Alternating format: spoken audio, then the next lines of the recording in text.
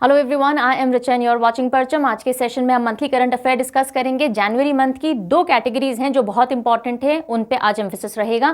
पहली है national news, जो भी नेशनल लेवल की न्यूज़ है उसमें अग्रीमेंट्स हो, एमओयूज हो, कोई स्कीम लॉन्च हुई हो, कोई प्रोजेक्ट लॉन्च हुआ हो, किसी चीज़ का उद्घाटन किया गया हो, जो भी नेशनल सिग्निफिकेंस की उसको हम देखने वाले हैं। हर एग्जामिनेशन परस्पेक्टिव से बहुत इंपॉर्टेंट है ये। सेमिनार्स, समिट्स, कॉन्फ्रेंसेस सब कुछ इसमें आ जाएंगे। उसके अलावा बैंकिंग और फाइनेंस सेक्टर की न्यूज़ भी आज हम डिस्कस करेंगे। बैंकिंग फाइनेंस सेक्टर से रिलेटेड वीकली करंट अफेयर भी आता है जो पायल मैम लेते हैं every Monday in the evening, वो भी आप लोग जरूर से चेकआउट कर लीजिए, स्पेशली अगर आप बैंकिंग एस्पायरेंट हैं तो।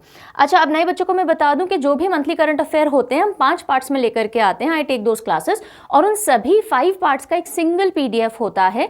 हिंदी और इंग्लिश अलग अलग लैंग्वेजेस में आपको दोनों में मिल जाएगा। parchamclasses.in से आप उसको ले सकते हो। ओके, और जो पुराने पार्ट्स हैं, जैसे अभी हम जो आज वीडियो कर रहे हैं that is the 4th part. इससे पहले 3 पार्ट आ चुके हैं जनवरी के। अगर आपने नहीं देखे हैं, पूरी प्लेलिस्ट अलग से बनी हुई है 23 मंथली करंट अफेयर की चैनल पे, वो आप रेफर कर सकते हो। 22 की भी है, वो भी आप रेफर कर सकते हो बाद में। आज के वीडियो का पुराने वीडियो से डायरेक्ट कोई लिंक नहीं है, इंडिपेंडेंटली आप इसको देख सकते हो। चलिए, नेशनल न्यूज़ पे बढ़ें उससे पहले आप ही का टाइम और मनी बचाने के लिए कुछ इन्फॉर्मेशन है, मैं जल्दी से दे देती हूँ। देखिए, अगर आप हैंड नोट्स बनाते हैं या स्क्रीनशॉट्स लेते हैं तो कोई दिक्कत नहीं है, लेकिन अगर आप पीडीएफ बाय करते हैं तो इट इज ऑलवेज रिकमेंडेड कि इंडिविजुअल करंट अफेयर पीडीएफ न लेने की बजाय आप सब्सक्रिप्शन की तरफ मूव कर जाइए। 2023 सीए सब्सक्रिप्शन आपको परचम ऐप पे मिल जाएगा। इसमें साल भर हम जो भी कुछ करंट अफेयर चैनल पे पढ़ाने वाले उन सब का पीडीएफ इसमें आ जाएगा। Daily, weekly, monthly, 6 month, economic, finance, everything, English और हिंदी दोनों सेम सब्सक्रिप्शन में आपको मिल जाएंगे। ओके, और सिमिलरली अगर आप 2022 के करंट अफेयर स्टडी करना चाहते हो, बिकॉज अभी अगले 6 महीने 1 साल तक जो भी आप एग्जाम दोगे उसमें 2022 के करंट अफेयर भी आपके रेडी होने चाहिए, बिकॉज 1-1.5 साल तक की सीए पूछी जाती है। तो उसके लिए इट इज रिकमेंडेड कि आप करंट अफेयर ईयर बुक पे चले जाइए। इसमें पूरे 2022 के current affair category wise very well sorted up to date आपको मिल जाएंगे। सॉफ्ट कॉपी भी अवेलेबल है हिंदी और इंग्लिश में। हार्ड बुक फॉर्म भी अवेलेबल जो आपके घर तक पहुंचेगी, इंग्लिश के अंदर ही अवेलेबल है। इसको आप parchamstore.in से ऑर्डर कर सकते हो। इसके लिए आप परचम ऐप पे मूव कर जाइए। ठीक है जी। And final piece of information उन स्टूडेंट्स के लिए जो एसएससी एस्पायरेंट्स हैं, आपके एग्जामिनेशन ओवरहेड हैं, आप अगले साल के लिए तैयारी कर रहे हो, वॉट एवर बी इट, सो आप एसएससी कोर्स अगर चाहते हैं तो परचम ऐप पे चेकआउट कर सकते हो। पूरा जीए कोर्स आपको मिलेगा, history, geography, polity, economy, science, static, GK, और इसी के साथ साथ टेस्ट सीरीज भी है। इंडिविजुअल सब्जेक्ट पूरा पैकेज सब कुछ आप ले सकते हो। अभी वीकेंड चल रहा है, वीकेंड पे यूजुअली ऑफर्स आते हैं, कोई फेस्टिवल टाइम होता है तो ऑफर आते हैं। अभी अप टू 40% ऑफ चल रहा है, मिडनाइट तक है ये। तो अगर कुछ बाय करना है, इफ ओनली अगर आप कुछ बाय करना चाहते हो, अभी is a good time, because up to 40% off चल रहा है। ठीक है जी, आप चेकआउट कर सकते हो। और अदरवाइज ऑल्सो आप रिचा 10 कोड लगाओगे ना, जब कोई डिस्काउंट ऑफर्स अदरवाइज नहीं चल रहे हैं तो भी आप 10% फ्लैट ऑफ तो ले ही सकते हो। तो ये हो गई सारी जानकारी जो मुझे आपको देनी थी। अब हम शुरू करते हैं हमारे पहले सेक्शन के साथ, which is national news.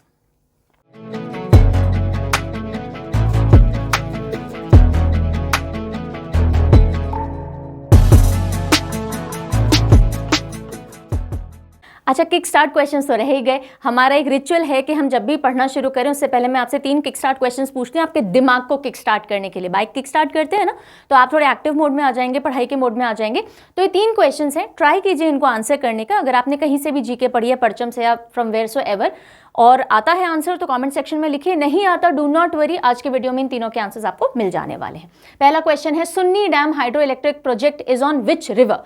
Sunni बांध जल विद्युत परियोजना किस नदी पर स्थित है? दूसरा क्वेश्चन है, government renames Delhi's Mughal gardens as what? Delhi के जो मुगल गार्डन है उनका नया नाम दे दिया गया है, अब उनको क्या नाम दिया गया है पूछा जा रहा है। और तीसरा क्वेश्चन है, निधि आपके निकट 2.0 और digital outreach programme was launched by which organisation? यानी कि निधि आपके निकट 2.0 किस संगठन द्वारा एक जिला आउटरीच कार्यक्रम शुरू किया गया था? ओके, इन तीनों के आंसर ट्राई करना, ट्राई कीजिए। ठीक है, पहली न्यूज की तरफ बढ़ते हैं। PM Modi addressed 108th Indian science Congress on January 3, 2023। अब देखिए, हेडलाइन कुछ भी हो सकती है, लेकिन एग्जाम के अंदर क्वेश्चन किस तरह से पूछा जाएगा, स्पेशली अगर कॉन्फ्रेंसेस हैं, कांग्रेसेस हैं, समिट्स हैं, तो कौन सी तारीख को हुआ, कहाँ हुआ, किसने प्रिजाइड किया, या फिर कौन सी कंट्री ने पार्टिसिपेट किया, थीम क्या थी, किस मुद्दे पे था, ये सारी बातें मोटे मोटे तौर पे, और कहाँ हुआ, ये सारी चीज़ें पूछी जाती हैं। उन्हीं लाइट में इस इन्फॉर्मेशन को पढ़ना होता है। जो भी दी गई है वो एटलीस्ट आपको पता होनी चाहिए। सो पीएम मोदी ने एड्रेस किया, 108th सेशन था इंडियन साइंस कांग्रेस का। कब हुआ? 3 जनवरी को हुआ। और कहाँ हुआ ये? तो ये राष्ट्र संत तुगडोजी महाराज नागपुर यूनिवर्सिटी, यहाँ पर ये किया गया ऑर्गेनाइज, और इसकी थीम रही science and technology for sustainable development with women empowerment. तो कीवर्ड्स याद रखिएगा, आंसर मार्क करना आपके लिए सिंपल हो जाएगा। Just give me a moment, let me change the pen colour. या और ये जो इंडियन साइंस कांग्रेस थी, कौन सी कांग्रेस है? इंडियन साइंस कांग्रेस है। नागपुर यूनिवर्सिटी, मोटे मोटे तौर पे नाम आप ध्यान रख सकते हो, पूरा नाम याद नहीं हो नो प्रॉब्लम, अदरवाइज राष्ट्र संत तुगडोजी महाराज नागपुर यूनिवर्सिटी। फर्स्ट सेशन जो इस कांग्रेस का था वो 1914 के अंदर हुआ था। इस बार 108वां 108th सेशन ये रहा। Okay fine, moving over. India's first under water metro, under water जी पानी के नीचे, under water metro to be in operation by December 2023। India की पहली अंडर वाटर मेट्रो है। कहाँ ऑपरेट होगी, कब होगी तो पता चल गया, दिसंबर 23 में। कहाँ ऑपरेट होगी? तो ये कोलकाता मेट्रो रेल कॉरपोरेशन है जो कि इसको ऑपरेट करेगा। और कहाँ से कहाँ तक होगा? तो ईस्ट वेस्ट मेट्रो कॉरिडोर ये जो बन रहा है उसके तहत ये काम चल रहा है अंडर वाटर मेट्रो का। East west corridor of Kolkata metro किसके अंडर में आएगी? ये कोलकाता मेट्रो के अंडर में आएगी। 15 किलोमीटर लॉन्ग होने वाली है और सॉल्ट लेक स्टेडियम से लेकर के हावड़ा तक ये कनेक्शन प्रोवाइड करने वाली है। ठीक है, तो कोलकाता ध्यान रखेंगे अंडर वाटर। देन अब मेट्रो की हमने बात की है, तो मेट्रो से जुड़े हुए कुछ स्टैटिक पॉइंट्स देख लेते हैं, बिकॉज एग्जाम में जरूरी नहीं है करंट से क्वेश्चन आए, करंट से रिलेटेड स्टैटिक भी पूछी जाती है। सो पहली मेट्रो जो इंडिया में चालू हुई वो भी कोलकाता मेट्रो थी। ओके, और अब फर्स्ट अंडर वाटर भी यहीं पे है, और ये 24 अक्टूबर 1984 में आई थी। इसको दमदम टू टॉलीगेज के बीच में चलाया गया था और ये सोवियत यूनियन की मदद से चालू की गई थी। दूसरा, लार्जेस्ट मेट्रो रेल जो अभी चल रही है वो कौन से रूट पे है? वो दिल्ली मेट्रो है। ओके, देन हम बात करें स्मॉलेस्ट मेट्रो, तो वो अहमदाबाद मेट्रो है, 6 किलोमीटर्स की है। फाइन, और काफ़ी सारे शहरों में स्पेशली जो मेट्रोपॉलिटन सिटीज़ हैं वहाँ पे मेट्रो सिस्टम चल रहा है, जैसे कि अहमदाबाद, बेंगलुरु, चेन्नई, दिल्ली, गुरुग्राम एट्सेट्रा, आप देख सकते हो। Let's move further. PM Modi launch world's longest river cruise. अब ये पहले मैं पूरा क्वेश्चन पढ़ देती हूँ, न्यूज़ पढ़ लेती हूँ। From Varanasi to Assam on 13 January, PM Modi ने लॉन्च किया है, क्या लॉन्च किया है? सबसे लंबी नदी क्रूज का शुभारंभ किया है 13 जनवरी को। कहाँ से कहाँ तक? वाराणसी से असम के डिब्रूगढ़ तक ये है। ऐसा नहीं है न्यूज़ में पहली बार आया है, ये कुछ महीने पहले भी आया था कि इस तरह की सबसे लॉन्गेस्ट रिवर क्रूज जो है वो लॉन्च की जाएगी, और अब ये लॉन्च हो गई है। रिवर क्रूज का क्या मतलब हुआ? रिवर क्रूज का मतलब हुआ कि जो रिवर्स है ना, नदियां जो हैं, उन्हीं के अंदर क्रूज चलाया जाना, और सबसे लंबी दूरी ये तय करेगा। बहुत सारे रिवर सिस्टम्स के थ्रू होता हुआ जाएगा। This is the longest river cruise. और कहाँ से कहाँ कनेक्ट करेगा? वाराणसी यूपी से, असम के डिब्रूगढ़ और वाया बांग्लादेश होता हुआ ये जाएगा। तो वाराणसी से डिब्रूगढ़ को वाया बांग्लादेश से कनेक्ट करेगा। सिंगल लार्जेस्ट रिवर जर्नी होने वाली है, एक सिंगल शिप है जो इतनी लंबी रिवर की दूरी तय करेगा, और इसको नाम क्या दिया गया है? गंगा विलास क्रूज। नाम ध्यान रखिएगा, गंगा विलास क्रूज। और 4000 किलोमीटर ही कवर करेगा। 27 रिवर सिस्टम्स को क्रॉस करता हुआ जाएगा, इंक्लूडिंग गंगा, भागीरथी, हुगली, ब्रह्मपुत्रा और वेस्ट कोस्ट कैनाल। 50 दिन की ये पूरी यात्रा रहने वाली है। अब ये पब्लिक प्राइवेट पार्टनरशिप के अंदर चलाया जाने वाला है, पीपीपी मॉडल जिसको हम बोलते हैं। तो गवर्नमेंट का inland waterways authority of India एक तरफ, और उन्होंने अग्रीमेंट साइन किया है Antara luxury river cruise and JM Baxi river cruises के साथ में। तो ये पीपीपी पार्टनरशिप के ऊपर चलाया जाना है। ठीक है, चलिए। Smart programme launch for Ayurveda professionals. Ayurveda professionals के लिए स्मार्ट प्रोग्राम लॉन्च किया गया है। पूछा जा सकता है कि आयुर्वेद प्रोफेशनल के लिए हाल ही में जो स्मार्ट प्रोग्राम लॉन्च किया गया उसमें स्मार्ट का फुल फॉर्म क्या है? ठीक है, तो पहले तो ये देख लीजिए, इसका मतलब है scope for main streaming Ayurveda research in teaching professionals. So जो टीचिंग के अंदर होते हैं वो रिसर्च के काम में भी जुड़े रहते हैं, तो आयुर्वेद से रिलेटेड और रिसर्च वर्क टीचिंग प्रोफेशनल्स करें, ये स्मार्ट प्रोग्राम है। ठीक है, तो national commission for Indian system of medicine जो है and central council for research in Ayurvedic sciences, उन्होंने स्मार्ट प्रोग्राम लॉन्च किया है। क्या इसका फुल फॉर्म होता है? कि मेन स्ट्रीम में लाना आयुर्वेद रिसर्च को, आयुर्वेद से रिलेटेड भी जो एजुकेशनल सेक्टर हैं, प्रोफेशनल्स हैं, वो रिसर्च को आगे लेकर के आए। तो हमारा जो हेल्थ केयर रिसर्च होना है आयुर्वेदिक कॉलेजेस और हॉस्पिटल्स में जो होता है उसको मेन स्ट्रीम में लाया जाए, उसको सेकेंडरी फुट होल्ड पे ना रखा जाए। ठीक है, बस इतनी सी बात है। चलिए, Coffee export increased by 1.66% to 4 lakh ton इन 2022 और किसके तहत ये न्यूज़ आई है? कॉफ़ी बोर्ड ऑफ इंडिया के हिसाब से। तो कॉफ़ी बोर्ड ऑफ इंडिया ने कहा है कि भाई 2022 के अंदर जो कॉफ़ी एक्सपोर्ट था इंडिया का वो इंक्रीज हो गया बाय 1.66% और अब कहाँ जाके लाई किया? 4 लाख टन सालाना, मतलब 2022 के अंदर कॉफ़ी एक्सपोर्ट किया गया। और इसमें मेन कॉन्ट्रीब्यूशन किसका रहा? इंस्टेंट कॉफ़ी जो होती है उसके एक्सपोर्ट और री एक्सपोर्ट इस बार बढ़ गए। तो जहां 2021 में 3.93 लाख टन था, इस बार ये 4 लाख टन हो गया। और मेन जो एक्सपोर्ट गया है वो कहाँ गया है? इटली, जर्मनी, रशिया हमारे मेन एक्सपोर्ट डेस्टिनेशंस रहे हैं। इंडिया 2 तरह की कॉफ़ीज़, इनफैक्ट 3 तरह की कॉफ़ीज़ हैं जो कि करता है, रोबस्टा है, अरेबिका है और इंस्टेंट कॉफ़ी भी है, तीनों के एक्सपोर्ट में है। कॉफ़ी बोर्ड ऑफ इंडिया जो है वो बैंगलोर में हेडक्वार्टर्ड है। कहाँ पे है? Bengaluru. Union cabinet approves 2614.51 crore investment in the 382 megawatt Sunni dam hydro electric project. आ गया सुन्नी डैम। तो अब देखिए, न्यूज़ इस तरह से आई थी कि यूनियन कैबिनेट ने अप्रॉक्सीमेटली 2500 करोड़ की जो लागत है वो अप्रूव की है। किसके डेवलपमेंट के लिए? Sunni dam hydro electric project के लिए। अब पूछा जा सकता है भाई ये हाइड्रो इलेक्ट्रिक प्रोजेक्ट है कहाँ, कौन सी नदी पे है? ठीक है, तो अब वो हम देखते हैं। केंद्रीय मंत्रिमंडल ने 382 मेगावाट सुन्नी बांध पन बिजली परियोजना में 2614.51 करोड़ रुपए के निवेश को मंजूरी दी है। अब ये जो यूनियन कैबिनेट है ना, तो यूनियन कैबिनेट का जो फुल प्रॉपर नेम होता है वो होता है cabinet committee on economic affairs. और इस cabinet committee on economic affairs को चेयर कौन करता है? प्राइम मिनिस्टर करते हैं।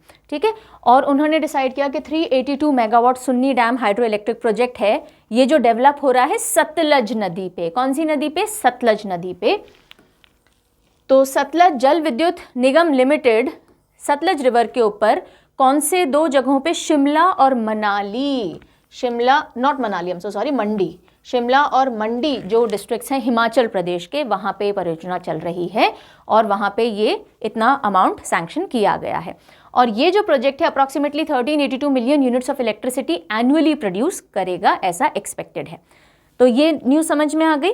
Sunni dam hydro electric project कौन सी नदी पे है? सतलज पे है। कौन से डिस्ट्रिक्ट्स में है? शिमला और मंडी, जो कि हिमाचल प्रदेश में लाया करते हैं, राइट। उसी के साथ साथ 2 और प्रोजेक्ट्स हैं जिनकी मेंशन आया इस न्यूज़ में, और वो थे कि फाउंडेशन स्टोन रखा गया 210 megawatt Luhri stage 1। Luhri stage 1 जो कि कौन सी नदी पे? अगेन सतलज पे है। एंड 66 मेगावाट धौला सिद्ध प्रोजेक्ट जो कि बियास नदी के ऊपर है। धौला सिद्ध, बियास, राइट। और इनके ऊपर भी काम चल रहा है, सेम SJVN काम चला रहा है। देन सतलज जल विद्युत निगम लिमिटेड जो हम बोल रहे हैं SJVN, तो उसके बारे में कुछ स्टैटिक इन्फॉर्मेशन है, वो आप देख सकते हो। मिनी रत्न कंपनी है, कैटेगरी 1 की, सेंट्रल सेक्टर पब्लिक यूनिट है।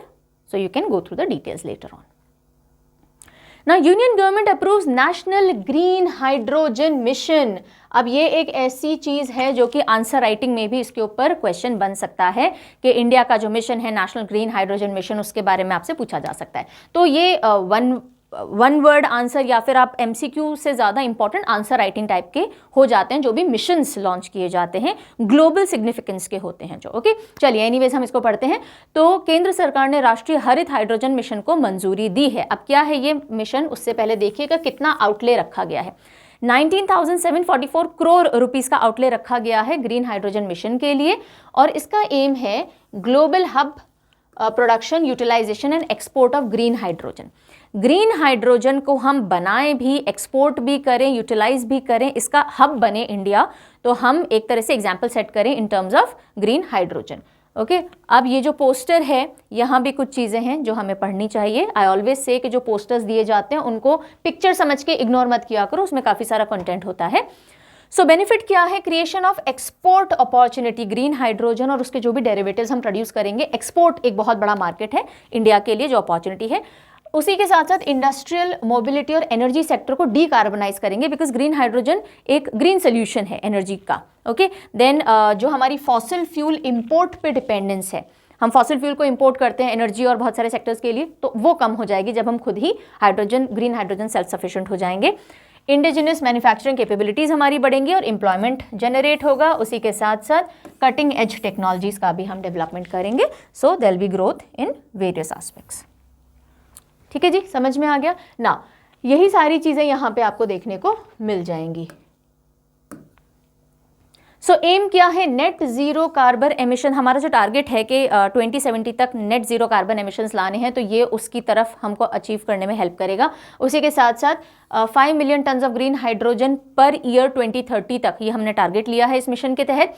कैपेसिटी एडिशन करना 125 गीगावाट रीन्यूएबल एनर्जी 2030 तक। तो ये जो भी आप पॉइंट्स देख रहे हो, ये इस मिशन के ऑब्जेक्टिव्स हैं, हम क्या क्या अचीव करना चाहते हैं इस ग्रीन हाइड्रोजन मिशन के तहत। Reduction in CO2 emission nearly 50 million metric tonne per annum by 2030। Again carbon footprints reduce करने की बात है।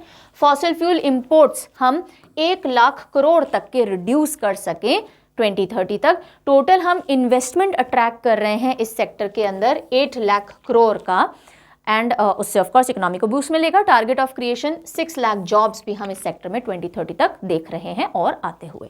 So this is what green hydrogen mission is all about. Next news, first all India annual state ministers conference on water. Now first है, यानी पहली बार की गई है, सो इसलिए बहुत इंपॉर्टेंट है। ऑल इंडिया, पूरे इंडिया के एनुअल है, यानी सालाना, पहली साल में एक बार होगी state ministers conference on water. State के जितने भी मिनिस्टर्स हैं, इंपॉर्टेंट ऑफकोर्स जो मिनिस्टर्स हैं, उनकी मीटिंग रही। क्या मुद्दा रहा? वाटर मुद्दा रहा। So India at the rate 2047 या water vision at the rate 2047 के हम वाटर मैनेजमेंट में 2047 तक हम क्या क्या देख रहे हैं, क्या क्या कर सकते हैं, उस सारे मुद्दों के ऊपर चर्चा की गई।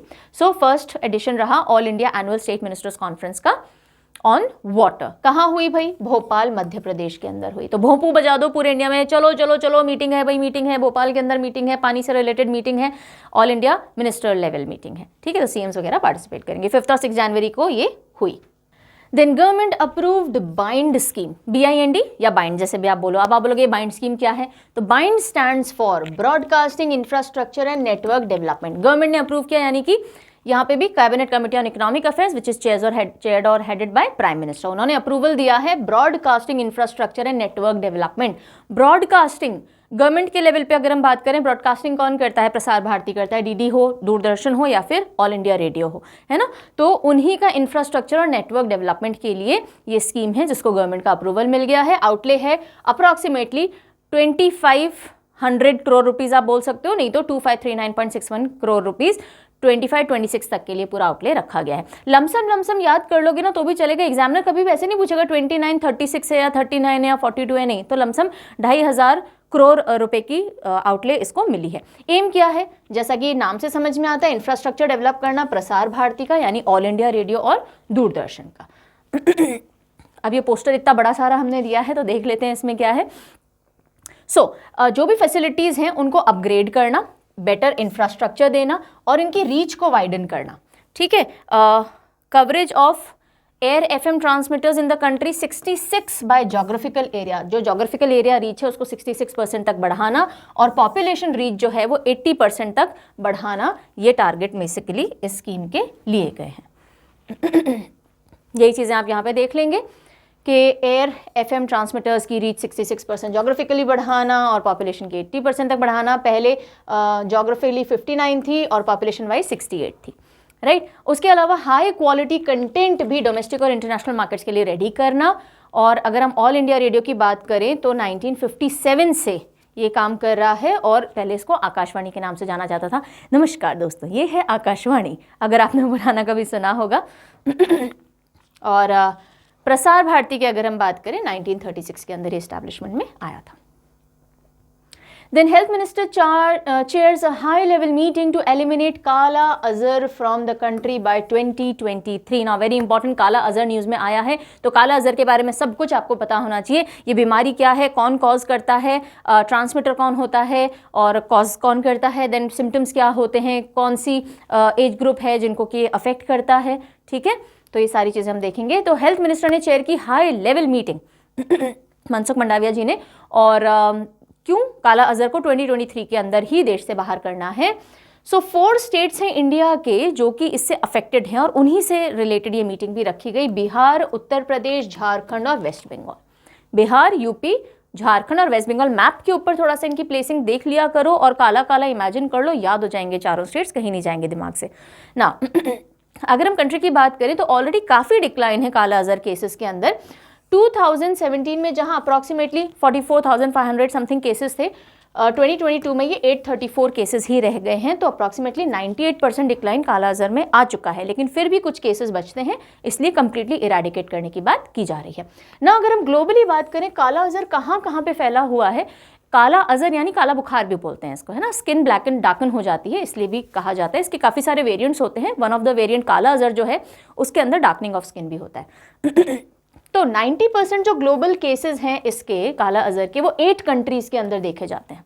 90% केसेस यही हैं, बाकी और भी कंट्रीज हैं जो अफेक्ट होती हैं। So mainly Brazil, Eritrea, Ethiopia, India, Kenya, Somalia, south Sudan और सुडान। तो अगर आप देखोगे ट्रॉपिकल सॉर्ट ऑफ कंट्रीज हैं जहां पे ये देखा जाता है ना। इंडिया की अगर हम बात करें तो 11.5% केसेस जो पूरे ग्लोब में होते हैं, उनमें से 11.5% केसेस इंडिया में होते हैं।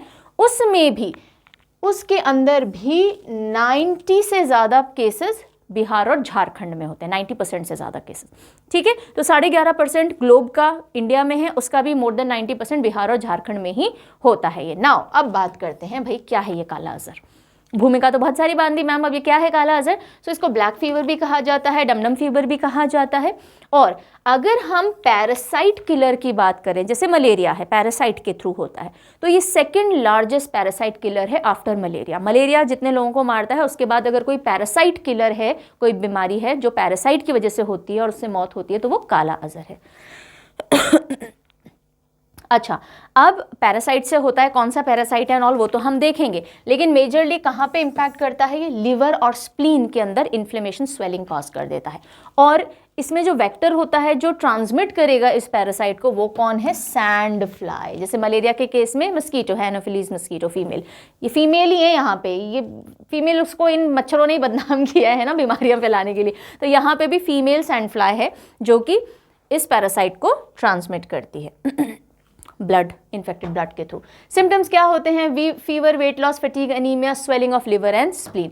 ट्रांसमिशन प्रोटोजोअन पैरासाइट होते हैं लिशमेनिया जीनस के। कौन से जीनस के, लिशमेनिया जीनस के होते हैं जो काला अजहर कॉज करते हैं, और लिवर, स्प्लीन, बोन मैरो इन सब को जाकर के इन्फेक्ट करते हैं।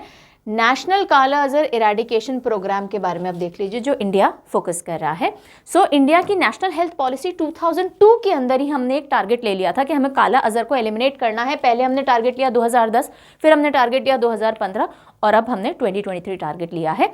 और इसी के साथ साथ ये भी देख लीजिए कि हमने एक ट्राईपार्टाइट यानी त्रिपक्षीय, 3 देशों को इन्वॉल्व करता हुआ एक MOU मेमोरेंडम ऑफ अंडरस्टैंडिंग भी साइन किया है। कौन से 2 देश हैं साथ में, बांग्लादेश और नेपाल। सो इंडिया, बांग्लादेश और नेपाल, हम तीनों ने एक ट्राईपार्टाइट अग्रीमेंट साइन किया है कि भाई हमें साउथ ईस्ट एशियन रीजन से काला अजहर को बहुत दूर कर देना है। ठीक है, तो सारी बातें हो गई हमारी। Okay, then moving over to the next news. India hosted voice of the global south summit, एक समिट जिसका नाम है voice of the global south summit. India ने ये होस्ट किया, वर्चुअली होस्ट किया 12 और 13 जनवरी को। थीम क्या रही इसकी, unity of voice, unity of purpose. So एक आवाज़ और एक पर्पस रहे। हमारे जो भी डेवलपिंग कंट्रीज हैं बेसिकली उनको टारगेट करता हुआ ये, तो डेवलपिंग कंट्रीज के प्रॉब्लम भी थोड़े मिलते जुलते होते हैं और वो सब वॉइस आउट करें और मिलकर के उनका सोल्यूशन ढूंढे, ऐसा कुछ थीम रहा। 120 कंट्रीज को इसमें इन्वाइट किया गया और इंडिया का ये अटेम्प्ट था कि कॉमन प्लेटफॉर्म रहे जिसपे कि जो भी कंसर्न्स हैं डेवलपिंग कंट्रीज के उनको डिस्कस किया जा सके। देन 26 नेशनल यूथ फेस्टिवल 2023, तो नेशनल यूथ फेस्टिवल का कौन सा एडिशन इस बार सेलिब्रेट हुआ, 26th एडिशन हुआ। कहाँ पे, तो हुबली, धारवाड़ ट्विन सिटीज़ हैं। कहाँ की हैं ये, कर्नाटका की। हुबली, धारवाड़ जो ट्विन सिटीज़ कहलाती हैं कर्नाटका की, वहाँ पे ये ऑर्गेनाइज किया गया 12 to 16 जनवरी और इसको PM मोदी ने इनॉग्रेट किया। और थीम रही विकसित युवा विकसित भारत। ये जनरल थीम जो चल रही है उसी पे बेस्ड नेशनल यूथ फेस्टिवल भी सेलिब्रेट किया गया। Union minister Jitendra Singh release theme of national science day 2023।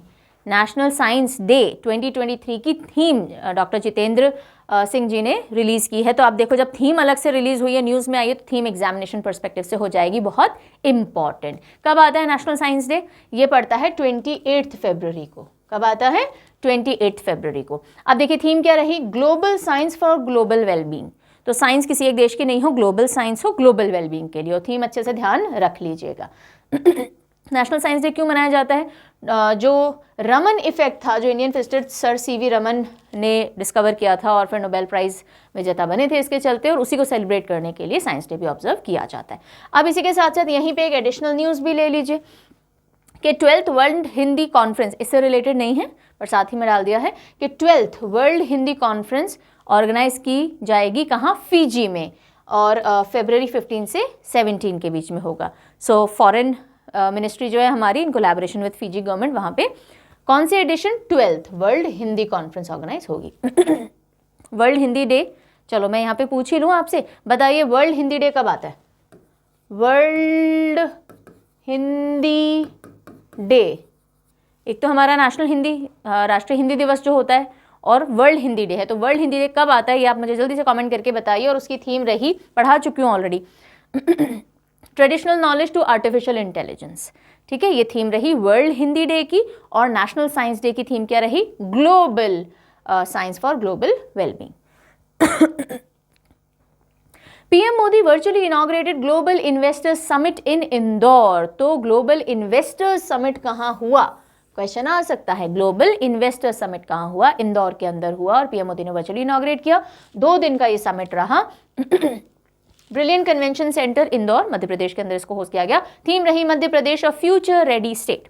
So basically investments और अपॉर्चुनिटीज़ और बढ़ाने के लिए एमपी के अंदर ये पूरा summit, global investor summit organise किया गया। So it was basically to boost production linked incentive scheme in the state, है ना, आकर के यहाँ की इंडस्ट्रीज़ में और इन्वेस्टमेंट करें बाकी देश और कंपनीज।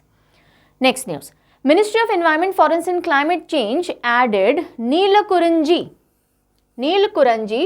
स्ट्रोबिलैंथस कुंथियाना, ये इसका बोटानिकल नेम है, on the list of protected plants under schedule 3 of wild life protection act 1972। अब ये क्या न्यूज़ हुई कि भाई एक प्लांट है, ये फ्लावर है जो कि 12 साल में एक बार खिलता है, ठीक है, और ये बहुत सारी हनी बीज को, बटरफ्लाइज को अट्रैक्ट करता है, और वो पॉलिनेशन में और लाइफ को और इकोसिस्टम को बैलेंस करने में बहुत हेल्प करते हैं। बीज नहीं होंगी, बटरफ्लाइज नहीं होंगी, पॉलिनेशन नहीं होगा, प्लांट्स नहीं होंगे, फ्लावरिंग नहीं होगी, फ्रूट नहीं होगी, फूड नहीं होगा, कुछ नहीं होगा, ठीक है। तो इसलिए मधुमक्खियाँ और बटरफ्लाइज बहुत इंपॉर्टेंट होते हैं, जो पॉलिनेशन करते हैं ना, insects, they are very important, और उन्हीं को प्रमोट करता है एक तरह से। ये 12 साल में पहली बार फूल खिल रहा है, सो बहुत सारे अट्रैक्ट करता है इस तरह के लाइफ फॉर्म्स को, और इसलिए इसको प्रोटेक्टेड प्लांट्स की कैटेगरी में शुमार कर लिया गया है। प्लांट का नाम है नीलकुरंजी, और इसी से रिलेटेड ये न्यूज़ है। और इस पर फाइन लगा दिया गया, भाई अगर इस प्लांट को किसी ने भी तोड़ा, इस पौधे को, फूल को किसी ने भी तोड़ा, तो 25,000 का फाइन होगा, 3 साल तक का इम्प्रिजनमेंट हो सकता है। ना नीलकुरंजी प्लांट की अगर हम बात करें तो कर्नाटका, केरला और तमिलनाडु, जो वेस्टर्न घाट्स पड़ते हैं ना, वहाँ पे ये पाया जाता है एक छोटे से स्ट्रेच के अंदर। सो मंगला देवी हिल्स से लेकर नीलगिरी हिल्स, मंगला देवी हिल्स पड़ती है कर्नाटका स्टेट में, कर्नाटका, केरला और तमिलनाडु वाले रीजन में ये पाया जाता है, और in blooms once in 12 years. Okay, so बस इसके प्लांट को और हैबिटेट को प्रोटेक्ट करने के लिए स्टेप है। 14th edition of world spice congress to be held in Mumbai. ये मैंने आपसे पिछले वीडियो में जाते जाते साइनिंग ऑफ क्वेश्चन पूछा था, और मैंने कहा था इस वीडियो में आपको जवाब मिल जाएगा। तो 14th addition world spice conference का, यानी मसालों वाली जो कांग्रेस है ना, सो वर्ल्ड स्पाइस कांग्रेस, मसालों से रिलेटेड ये पूरा एक कांग्रेस बोलो, कॉन्फ्रेंस बोलो, मीटिंग बोलो, ऑर्गेनाइजिंग बोलो, किया जाएगा कहाँ? मुंबई के अंदर। तो इसमें तो वेन्यू इंपॉर्टेंट है, मुंबई में होगा ये 16 to 18 फरवरी को। सो जो स्पाइस मार्केट है हमारा, उसमें नई नई अपॉर्चुनिटीज़ और इन्वेस्टमेंट्स को बढ़ावा मिलेगा। अगेन इंटरनेशनल ट्रेड जो है इंडियन स्पाइसेस की, उसको बूस्ट मिलेगा। Theme of world spice Congress 2023 क्या रहा? विजन 2030 स्पाइसेस, और इसका फुल फॉर्म क्या है? Sustainability, productivity, innovation, collaboration, excellence and safety. चलिए next. Now world spice congress जो है वो ऑर्गेनाइज कौन करवाता है वो देख लीजिए। तो स्पाइस बोर्ड ऑफ इंडिया है, ये ऑर्गेनाइज करवाता है। महाराष्ट्र को, ये मुंबई में होगी है ना, तो महाराष्ट्र जान करके चुना जाता है। स्ट्रैटेजिक इंपॉर्टेंस होती है जो भी लोकेशन पिक की जाती है उसकी यूजुअली, या फिर पॉलिटिकल इंपॉर्टेंस होती है। सो यहाँ पे Maharashtra one of the leading states है when it comes to spices, and when it comes to turmeric, तो लार्जेस्ट प्रोड्यूसर ऑफ टर्मरिक पूरे इंडिया में कौन है? महाराष्ट्र है। 2 वैरायटी की टर्मरिक है जो कि यहाँ से GI टैग्ड भी है। राइट। सो एक आ जाती है वायगांव टर्मरिक और दूसरी सांगली टर्मरिक। उसके अलावा अगर हम बात करें एक GI टैग चिली भी है यहाँ से, भीवापुर चिली। और अगर हम कोस्टल एरियाज महाराष्ट्र की बात करें तो वो कोकम, GI टैग कोकम होता है, खट्टा होता है बहुत। कोकम आप जानते हो कि दाल वाल में इन सब्जियों में डलता है, उसके लिए भी ये जाना जाता है। सो एक्सपोर्ट हब है स्पाइसेस का, बहुत स्पाइस प्रोडक्शन होता है, एक्सपोर्ट किया जाता है। अगर हम बात करें पहली वर्ल्ड स्पाइस कांग्रेस की तो 1990 के अंदर की गई थी। ठीक है, चलिए। Indian railways to start Bharat Gaurav deluxe AC tourist train between Ayodhya to Janakpur. तो भारतीय रेलवे अयोध्या से जनकपुर के बीच Bharat Gaurav deluxe AC tourist train शुरू करेगी। ये भी हम न्यूज़ में कुछ महीनों पहले पढ़ चुके हैं। अब ऐसा है कि बस ये लॉन्च होने ही वाली है, ठीक है, तो वापस न्यूज़ में आ गई है। और जितनी बार न्यूज़ में आएगी उतनी बार अच्छा है, पढ़ो, रिवाइज हो जाएगा। और जिन बच्चों ने पहले नहीं पढ़ा होगा उनके लिए ज्ञान चक्षु खुल जाएंगे थोड़े। सो इंडियन रेलवेज ने स्टार्ट किया है Bharat Gaurav deluxe AC tourist train. कहाँ से कहाँ तक? राम जी से सीता जी तक पहुँचना है, तो अयोध्या से जनकपुर। अयोध्या आ गया हमारे यूपी में, जनकपुर आ गया नेपाल के अंदर। तो इंडो नेपाल रिलेशंस को भी स्ट्रॉन्ग करेगा, कल्चर को जोड़ेगा, ठीक है। और ऑफ कोर्स जो रिलीजियंस लोग हैं उनके लिए एक सर्किट, इंपॉर्टेंट सर्किट हो गया। तो ट्रेन ट्रेन का नाम है Shri Ram Janaki Yatra Ayodhya to Janakpur. Will cover 2 most important pilgrim sites हैं नेपाल और की इंडिया और नेपाल में, अयोध्या और जनकपुर। तो बस जो मैंने आपको बताया, बायलेटरल जो रिलेशंस है वो अच्छे होंगे, कल्चरल टाइज प्रमोट हो जाएंगी। और ये जो ट्रेन है ये IRCTC जो है वो ऑपरेट करने वाला है। देन दिल्ली से ये डिपार्ट होगी 17 फरवरी को और 7 दिन तक ये पूरा सर्किट अपना कंप्लीट करेगी। First G20 meeting took place in Puducherry on January 31st। First G20 meeting, पहली G20 मीटिंग कहाँ हुई? ठीक है, कहाँ हुई? पुडुचेरी के अंदर हुई। तो ये आपको ध्यान रखना है, पहली G20 मीटिंग कहाँ कंडक्ट की गई? पुडुचेरी के अंदर कंडक्ट की गई। डेट बहुत इंपॉर्टेंट नहीं है, फिर भी ध्यान रख लो, 31 जनवरी को की गई।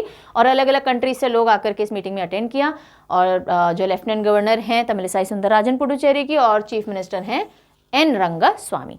अब देखो, क्योंकि इस बार हम G20 मीटिंग प्रेसिडेंटशिप हमारे पास है G20 की, तो बहुत सारी मीटिंग होगी अलग अलग थीम्स के ऊपर, राइट। तो आपको लोकेशन 1-2 बार तो आपको ध्यान रखनी ही पड़ेगी। एग्जामिनर का कुछ नहीं कह सकते पूछने को, वो पूछ सकता है कि पहले इस थीम पे मीटिंग कहाँ हुई, इस थीम पे मीटिंग कहाँ हुई।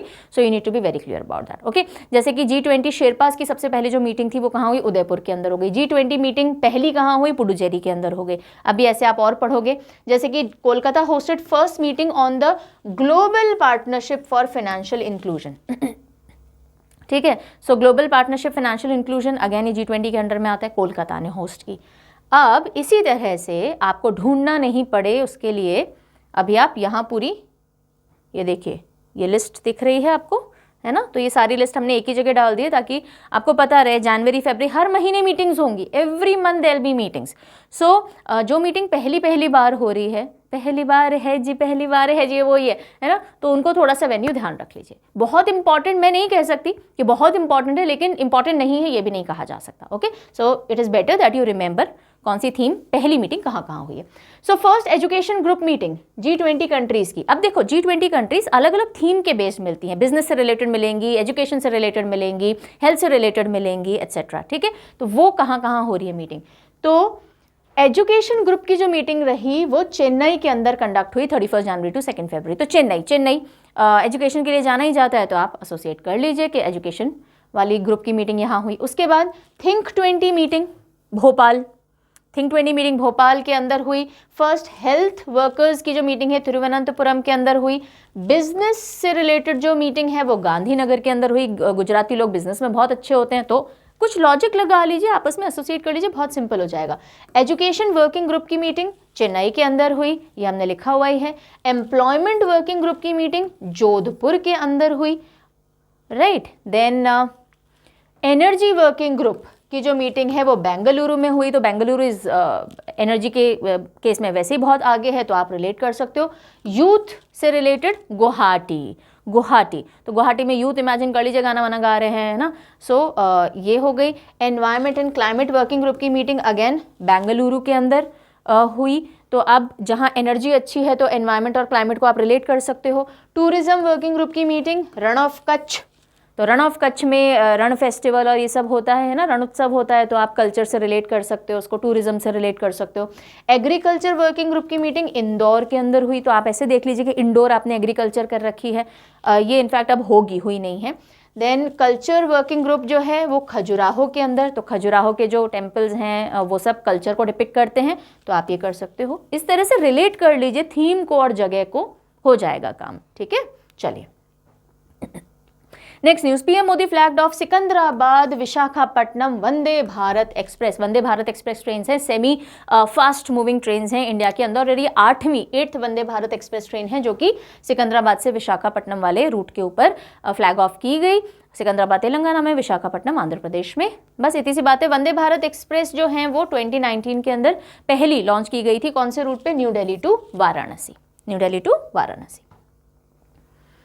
India will be covered by Doppler weather radar network by 2025। 2025 तक भारत में डॉपलर वेदर रेडार आ चुका होगा जो कि वेदर की बहुत प्रिसाइज फोरकास्टिंग दे देगा, ठीक है। बिकॉज ये डॉपलर टेक्नोलॉजी जो होती है और रेडार का जो इस्तेमाल होता है, डॉपलर रेडार, इसलिए इसको डॉपलर वेदर रेडार कहा गया है। सो हाई टेक्नोलॉजी है, बहुत प्रिसाइज रीडिंग्स दे देगी। इससे एग्रीकल्चर मतलब कब कैसा वेदर होगा, कितना मानसून होगा, क्या होगा, सब पता लगेगा। तो फार्मर्स को बहुत मदद मिलेगी और बाकी सारे डिपार्टमेंट्स को भी, और हम मुस्तैद रह सकते हैं अगर कोई तूफान, साइक्लोन एक्सेट्रा आने वाला होगा। तो ये सारी न्यूज़ है। Announce by earth science minister doctor Jitendra Singh, उन्होंने कहा 148 foundation day of Indian metrological department. सो इंडियन मेट्रोलॉजिकल डिपार्टमेंट का 148 फाउंडेशन डे मनाया जा रहा था, तब एक अनाउंसमेंट हुआ कि भाई 2025 तक इंडिया में डॉपलर वेदर रेडार का फुल यूज हो चुका होगा और पूरा इंडिया से हम कवर कर देंगे। 4 ऑलरेडी ये जो डॉपलर रेडार्स हैं, वेदर रेडार्स ऑलरेडी कमीशन कर लिए गए, यानी यूज में लगा दिए गए हैं 4 लोकेशंस पे इन 3 स्टेट्स एंड यूनियन टेरिटरीज, ठीक है। वो कौन से हैं पहले वो देख लो, फिर मैं एक सवाल आपसे पूछती हूँ। तो ऑलरेडी 4 डॉपलर वेदर रेडार्स जो हैं वो कमीशन कर लिए गए हैं, हिमाचल प्रदेश, उत्तराखंड, जम्मू एंड कश्मीर, ऊपर ही है, ठीक है। सो जम्मू एंड कश्मीर, हिमाचल प्रदेश और उत्तराखंड में 4 ऑलरेडी ये लग चुके हैं, यूज में आ रहे हैं। अब आप मुझे बताओ, इंडियन मेट्रोलॉजिकल डिपार्टमेंट का 148 फाउंडेशन डे है ना, सो कौन सा दिन है ये भाई, किस दिन मनाया जाता है इंडियन मेट्रोलॉजिकल डिपार्टमेंट का फाउंडेशन? पढ़ा चुकी हूँ मैं इंपॉर्टेंट डेज के अंदर, अगर वो क्लास अटेंड की होगी तो बिल्कुल एसोसिएट कर पाओगे, नहीं किए तो हिंट दे देती हूँ। इंडियन आर्मी डे और IMD डे सेम दिन पे पड़ता है, IMD फाउंडेशन डे। बताओ, सोचो, बताओ। देन ये जो 4 DWRs है कहाँ लगाए गए, तो उत्तराखंड में तो सुरकंडा देवी जो है वहाँ पे लगाए गए, जोत एंड मुरारी देवी हिमाचल प्रदेश में, और बनिहाल टॉप जम्मू एंड कश्मीर में, यहाँ पे इनको कमीशन किया गया, ठीक है। ये क्या करेंगे, एक्सट्रीम वेदर इवेंट्स जो होंगे उनको बहुत एक्यूरेटली और एनहांस मॉनिटरिंग कैपेबिलिटीज के साथ में बता सकते हैं, तो फार्मर को सिग्निफिकेंटली बेनिफिट होगा और बाकी सारे एरियाज में भी। और जो IMD के डायरेक्टर जनरल हैं डॉक्टर मृत्युंजय मोहपात्रा, ये रहा भाई पूरा। जिनको और डेप्थ में पढ़ना है, स्पेशली आंसर राइटिंग पर्पज से पढ़ना है, तो डॉपलर वेदर रेडार क्या होता है, रेडार क्या होता है, डॉपलर इफेक्ट क्या होता है, वो सब आप देख सकते हो। सो डॉपलर वेदर रेडार तो क्या है कि velocity data, velocity speed with directions of velocity data दे देता है ऑब्जेक्ट्स का एट अ डिस्टेंस, कि कितनी स्पीड पे और कौन से डायरेक्शन से कैसी विंड्स और कैसे क्लाउड्स और क्या वेदर आएगा, वो सारी चीज़ें बताता है।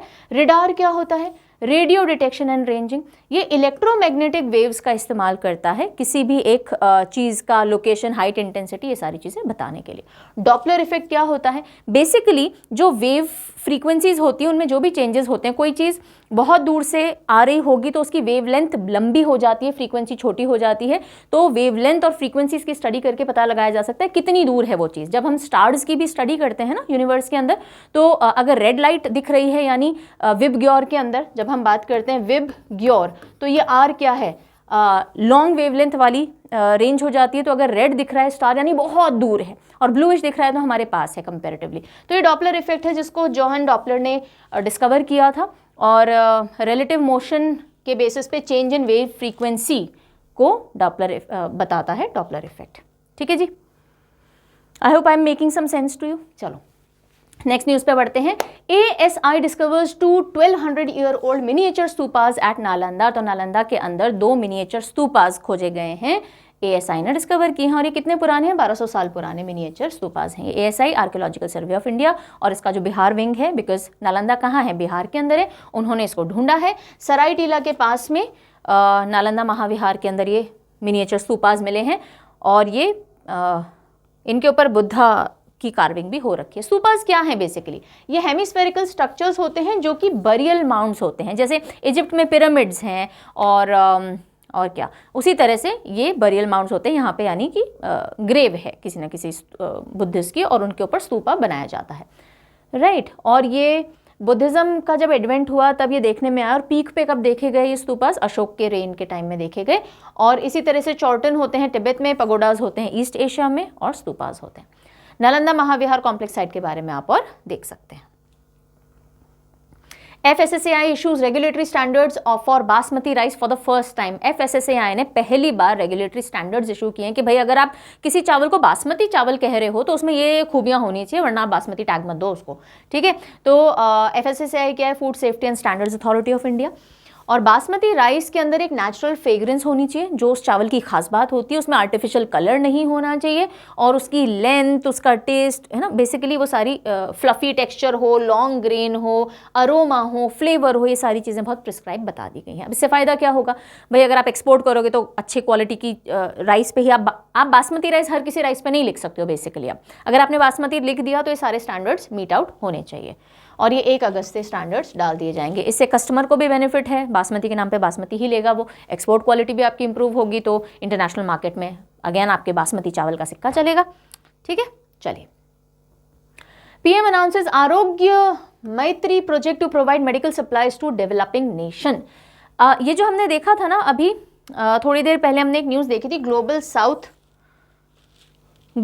साउथ कहाँ गया, voice of global south summit, ये रहा, ठीक है। तो हमने जो voice of global south summit पढ़ा था जिसमें डेवलपिंग नेशंस को इनवाइट किया गया था अपने प्रॉब्लम्स को वॉइस करने के लिए, है ना, उसी समिट के अंदर आरोग्य मैत्री प्रोजेक्ट को भी अनाउंस किया PM मोदी ने। आरोग्य मैत्री क्या है कि भाई डेवलपिंग कंट्रीज के अंदर जो भी हेल्थ से रिलेटेड सपोर्ट देना होगा वो इंडिया प्रोवाइड करेगा, तो provide medical supplies to developing nation, Arogya Maitri. इसी तरह से हमने जब कोविड का टाइम चल रहा था ना तो वैक्सीन मैत्री इनिशिएटिव स्टार्ट किया था।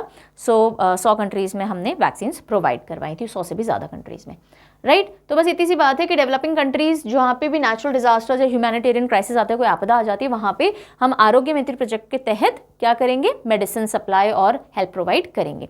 और उसी के साथ साथ global south centre for excellence, एक रिसर्च एंड डेवलपमेंट सॉल्यूशंस का सेंटर भी खोला जाएगा। नेक्स्ट हम आते हैं, NCERT that is national council for education research and training notifies India's first national assessment regulator परख।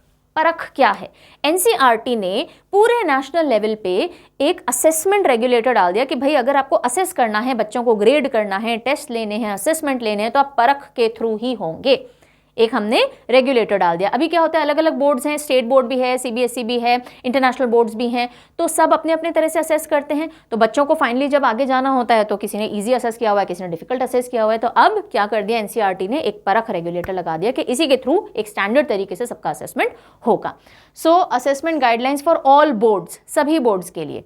पीरियोडिक लर्निंग आउटकम जो हो गए, टेस्ट हो गए, आपके जो नेशनल अचीवमेंट सर्वे होते हैं, स्टेट अचीवमेंट सर्वे होते हैं, सब कुछ इसके तहत ही होंगे। इसका फुल फॉर्म क्या है परख का, वेरी इंपॉर्टेंट है, ध्यान रखिएगा, performance assessment review and analysis of knowledge for holistic development, ठीक है।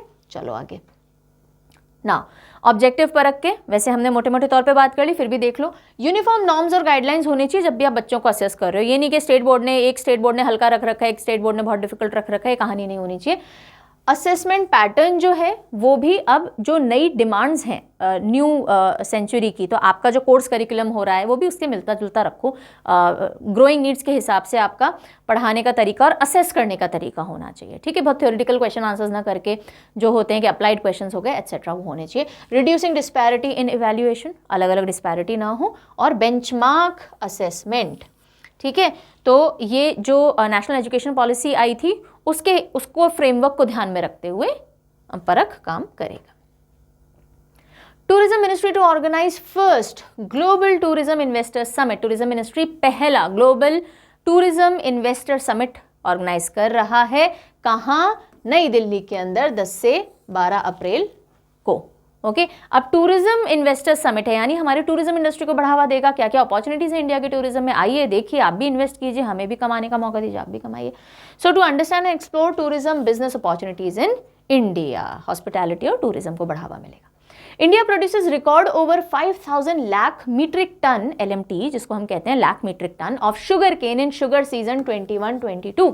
तो शुगर सीजन जो आता है, अब चलो मुझे बता ही दो, बताओगे शुगर किस तरह का क्रॉप है भाई, बताइए, है ना। सो राबी क्रॉप है, खरीफ क्रॉप है, क्या क्रॉप है, कौन सा क्रॉप है, बताओ। शुगर किस तरह का क्रॉप है? तो शुगर सीजन जो था 21-22 वाला, उसमें रिकॉर्ड प्रोडक्शन हुआ इस बार शुगर केन का, कितना, 5000 लाख मीट्रिक टन। और ministry of consumer affair, food and public distribution ने आंकड़ा दिया है। और उसी के साथ साथ ये भी बताया कि भाई हम शुगर केन के केस में तो सेल्फ सफिशिएंट हो गए, अब सब्सिडी वगैरह की जरूरत नहीं है। और अगर इसी शुगर सीजन की बात करें तो मोर देन 20,000 करोड़ इंडिया ने बनाए हैं शुगर मिल्स के थ्रू। एंड ऑल्सो जो इथेनॉल प्रोडक्शन होता है ना, शुगर केन से इथेनॉल प्रोडक्शन भी होता है डिस्टिलरीज वगैरह में, तो उसके थ्रू इतना रेवेन्यू हमने जनरेट किया है। एंड इसी शुगर सीजन जो कि अक्टूबर सितंबर, अच्छा अभी यहाँ से हिंट मिल जाएगा, कोई बात नहीं।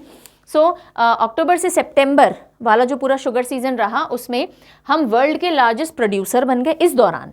ओके एंड कंज्यूमर बन गए शुगर के, सबसे ज़्यादा शुगर भी हमने खाई, प्रोड्यूस भी हमने की। और एक्सपोर्ट की हम बात करें तो सेकंड लार्जेस्ट एक्सपोर्टर भी बन गए शुगर के, ब्राज़ील के बाद, इस शुगर सीजन के दौरान। ठीक है, चलिए। ECI hosted second international conference in New Delhi। ECI क्या है? Election commission of India. उन्होंने सेकेंड इंटरनेशनल कॉन्फ्रेंस रखी, कहाँ? नई दिल्ली के अंदर रखी, 23 से 24 जनवरी को। थीम क्या रही? Use of technology and elections integrity. Technology और इलेक्शन इंटेग्रिटी के ऊपर ये रखी गई। और जो चीफ इलेक्शन कमिश्नर है राजीव कुमार जी, उन्होंने इनॉग्रेट किया इस कॉन्फ्रेंस को। एंड 43 पार्टिसिपेंट्स अलग अलग कंट्रीज से आए और उन्होंने इसके अंदर पार्टिसिपेट किया। ठीक है, तो थीम ध्यान रखनी है, जगह याद रखनी है, कौन सा एडिशन था ये ध्यान रखना है। Ministry of shipping, waterways and ports launched Bharat प्रवाह इनिशिएटिव। सो पत्तन पोत परिवहन और जलमार्ग मंत्रालय ने भारत प्रवाह पहल की शुरुआत की है। अब ये क्या है भारत प्रवाह? सो ये बेसिकली जो शोर्स हैं हमारे, स्पेशली रिवर वाले शोर्स है ना, नदियाँ जो हैं, वो कैसे शिपिंग और सामान यहाँ वहाँ ले जाने करने में हेल्प करते हैं, उनका क्या डे टू डे लाइफ में कंट्रीब्यूशन है, रोल है, उसको लाइमलाइट में लाते हुए इस इनिशिएटिव को चालू किया गया है। To highlight the importance of river ports shipping in everyday life. Okay, common man तक वो सारी इंपॉर्टेंस पहुंचाना, डायलॉग होंगे, बातचीत होगी, लिटरेचर शेयर किया जाएगा, और जो चैलेंजेस, पॉलिसी इश्यूज या फ्यूचर गोल्स हैं मैरीटाइम सेक्टर को लेके, उन पे भी बातचीत की जाएगी। और उसी के साथ साथ गवर्नमेंट ये भी देख रही है कि भाई 2047 के लिए हमारा एक मास्टर प्लान भी रेडी हो जाए कि कैसे हम मेगा पोर्ट्स में तब्दील हो जाएं बाय 2047। अब जहां हम ये बात कर रहे हैं तो ये भी देख लो कि इंपॉर्टेंस क्या है पोर्ट्स की इंडिया में। हमारे पास एक बहुत बड़ी कोस्ट लाइन है ना, तो बहुत बड़ी कोस्ट लाइन है तो हम वाटरवेज को बहुत एक्सॉस्टिवली यूज़ कर सकते हैं। अप्रॉक्सीमेटली 7500 किलोमीटर की कोस्ट लाइन है, 14,500 किलोमीटर का नेविगेबल पोटेंशियल है हमारे पास में। ठीक है, स्ट्रेटेजिक लोकेशंस है। अगर हम इंडिया के ट्रेड की बात करें तो 95% इंडिया का ट्रेड बाय वॉल्यूम और 65% बाय वैल्यू कहाँ से होता है? वाटर के थ्रू फैसिलिटेट होता है, पोर्ट्स के थ्रू फैसिलिटेट होता है राधा। लेकिन अगर हम बात करें कंटेनराइजेशन की, तो हम अभी भी सिर्फ 35% कंटेनराइजेशन की तरफ जाते हैं, जबकि दूसरी जो डेवलपिंग कंट्रीज हैं 60 to 65 कंटेनराइजेशन की तरफ मूव कर चुकी है। कंटेनराइजेशन क्या होता है? बड़े से, अगर आपने देखे हो, लोहे के टीन जैसे दिखते होंगे, बड़े से कंटेनर्स होते हैं और उनमें सामान भर के भेजा जाता है। और हम लोग क्या करते हैं, अभी भी बल्क शिपिंग करते हैं, यानी जो सामान है ना उसको लूज इंडिविजुअल डाल दो और बांध दो और फिर शिप कर दो। तो कंटेनर की तरफ हम अभी भी ज़्यादा मूव नहीं किए हैं, बहुत बड़ा हमारे पास स्कोप है, तो हम बल्क शिपिंग की तरफ हैं अभी भी। There's a huge scope. India's share in global trade is only 2%. Trade balance अभी भी हमारा इंपोर्ट्स के फेवर में है, और हम अगर लॉजिस्टिक परफॉर्मेंस इंडेक्स की बात करें तो हम 44th रैंक पे हैं। ये कुछ एडिशनल फैक्ट्स आ गए हैं आपके सामने। ऑलराइट, चलिए। Film Tulsidas junior screened at SCO film festival 2023। Tulsidas junior जो मूवी है वो शंघाई कॉर्पोरेशन ऑर्गेनाइजेशन का जो फिल्म फेस्टिवल हुआ, जो कि कहाँ हुआ? मुंबई के अंदर हुआ। कहाँ हुआ? यहीं कहीं लिखा होगा, ये रहा, कहाँ हुआ? मुंबई के अंदर हुआ, जनवरी 27 से 31, और उसके अंदर इसको स्क्रीन किया गया। एंड ये जो मूवी है ये ऑलरेडी 2 नेशनल अवार्ड जीत चुकी है 2020 के अंदर, एक बेस्ट हिंदी फिल्म के लिए, दूसरा special mention in child actor category जो कि वरुण बुद्धदेव को मिला था। क्वाइट इंटरेस्टिंग मूवी, बच्चों के साथ देखने की है, यंग बच्चे भी देख सकते हैं, आप जैसे कुछ ना कुछ सीखने को ही मिलता है कि आप अगर कोई चीज़ बहुत शिद्दत से करना चाहें तो डेफिनेटली कर सकते हैं। और बस यही इंपॉर्टेंट बात है, इसमें ज़्यादा कुछ और बताने का नहीं है। शंघाई कॉर्पोरेशन ऑर्गेनाइजेशन का मेंशन आया तो इसके बारे में स्टार्ट है, जो आप बाद में देख सकते हो। ये देने का पर्पस सिर्फ इतना होता है आपको यहाँ वहाँ जाके ढूंढना ना पड़े, सारी इन्फॉर्मेशन एक जगह मिल जाए, बिकॉज स्टैटिक इन्फॉर्मेशन इंपॉर्टेंट होती है। चलिए, PM Modi named 21 islands of Andaman and Nicobar after Param Vir Chakra awardees. सो अंडमान निकोबार के 21 अननेम्ड आइलैंड्स थे जिनको नाम नहीं दिया गया था, तो अब उनका नामकरण कर दिया गया है। किनके ऊपर किया गया है? परमवीर चक्र अवार्डीज जो भी रहे हैं उनके नाम पे इन आइलैंड्स को नाम किया गया है। सबसे बड़ा आइलैंड जो है वो सबसे पहले परमवीर चक्र विजेता के नाम पे रखा गया, उससे छोटा सेकेंड नंबर, इस तरह से नाम दिया गया है।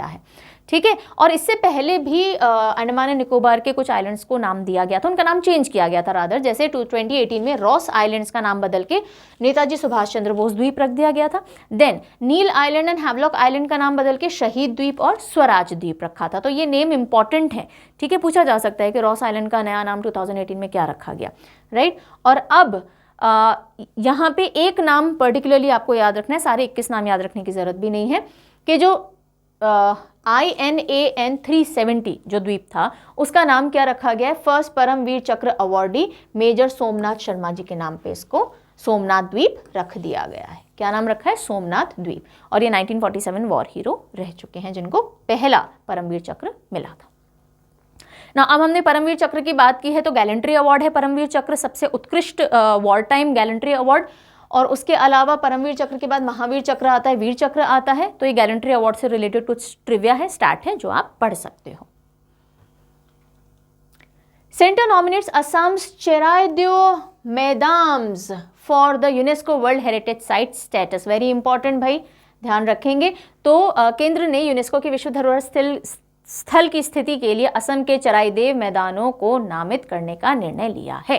नाउ देखिए, एक होती है टेंटेटिव लिस्ट, जो हर जो भी नेशन होता है, कंट्री होता है, जिसको कॉमनली स्टेट भी कह दिया जाता है।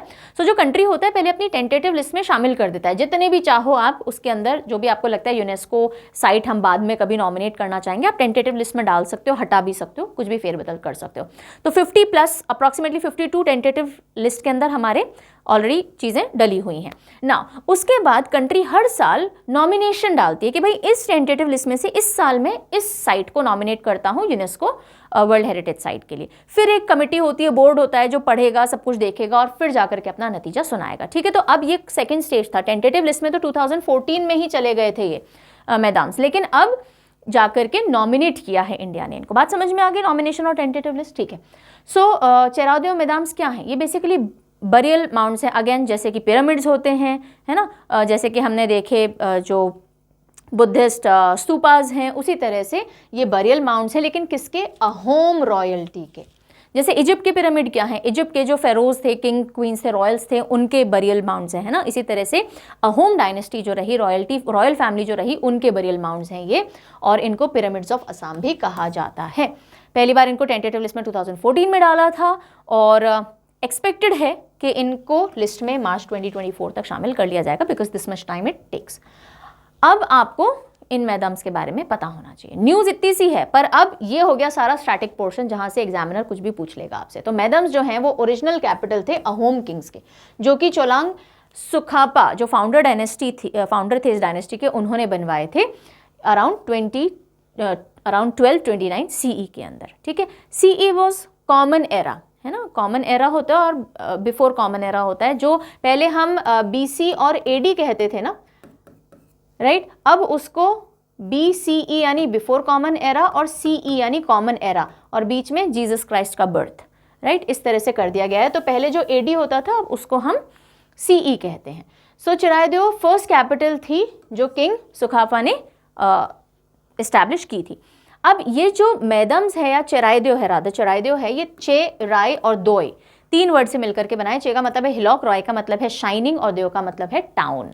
तो इसका मीनिंग होता है शाइनिंग सिटी, ठीक है जी, जो कि एक हिलक के ऊपर है। और इसमें टोटल 24 टूम्स हैं। कितने टूम्स हैं? 24 टूम्स हैं अहोम किंग्स और क्वींस के। बाकी आप डिटेल पढ़ लेंगे। Next news is YouWin platform launched to keep digital records of immunization of women and children in the country. YouWin platform, कौन सा? YouWin, जैसे हमने कोविन पढ़ा था, कोविन प्लेटफॉर्म, जिससे कि आप अपना कोविड-19 का वैक्सीनेशन अपॉइंटमेंट ले सकते हो, वैक्सीनेशन हो गया तो वहीं से आपको सर्टिफिकेट मिल जाएगा एक्सेट्रा। इसी तरह से सेम प्लेटफॉर्म के बेसिस पे अब YouWin आएगा, जो कि फीमेल्स होती हैं, प्रेग्नेंट फीमेल्स होती हैं, उनका जो भी वैक्सीनेशन होता है और उसके बाद जब उनके बेबी डिलीवर हो जाता है तो बेबी का जो भी वैक्सीनेशन है सब कुछ YouWin प्लेटफॉर्म के थ्रू होगा। यहीं से आप अपॉइंटमेंट लो, यहीं से टीकाकरण की डिटेल्स होंगी, यहीं से सर्टिफिकेट होगा एक्सेट्रा। बस ये तीसरी न्यूज़ है, गॉट इट। तो YouWin प्लेटफॉर्म किसके लिए है? इम्यूनाइजेशन और विमेन एंड चिल्ड्रन के लिए। अच्छा, अभी रुको, अभी जो इसको पायलट प्रोजेक्ट की तरह लॉन्च किया है 2-2 डिस्ट्रिक्ट में, हर स्टेट और यूनियन टेरिटरी में, और बाद में फिर इसको पैन इंडिया लॉन्च किया जाएगा। Ministry of tourism organise 6-day mega event Bharat Parv. अब देखो, ये सब रिपब्लिक डे से रिलेटेड न्यूज़ आएगी, अब जो भी 3-4 स्लाइड की न्यूज़ रहेगी। तो रिपब्लिक डे पे 6 दिन का मेगा उत्सव होता है, जिसको भारत पर्व के नाम से सेलिब्रेट किया जाता है। और ये ज्ञान पथ जो रेड फोर्ट के सामने है दिल्ली में, वो 26 जनवरी से 31 जनवरी तक ये पूरा पर्व चलता है, ठीक है। और इस दौरान जो परेड टेब्लोज होते हैं, वो भी जो झांकियाँ लगाई जाती हैं वो सब होती हैं, कल्चरल परफॉर्मेंसेज होती हैं, क्राफ्ट बाजार लगाए जाते हैं, सब होता है। टोटल इस बार कितने टेब्लोज रहे, कितनी झांकियाँ आई? 23 टेब्लोज रहे, जिसमें 17 स्टेट और यूनियन टेरिटरीज के थे, 6 अलग अलग मिनिस्ट्रीज और डिपार्टमेंट्स के थे, ठीक है। परेड जो होती है वो कर्तव्य पथ पे, राजपथ जिसका नाम बदल के कर्तव्य पथ रख दिया गया, तो इस नाम बदलने के बाद पहली बार रिपब्लिक डे की ये परेड कर्तव्य पथ पे हुई है साहब, ओके। भारत पर्व हर साल होता ही है, 16, 17, 18, 19, 20 और 21 में ये वर्चुअली हुआ था।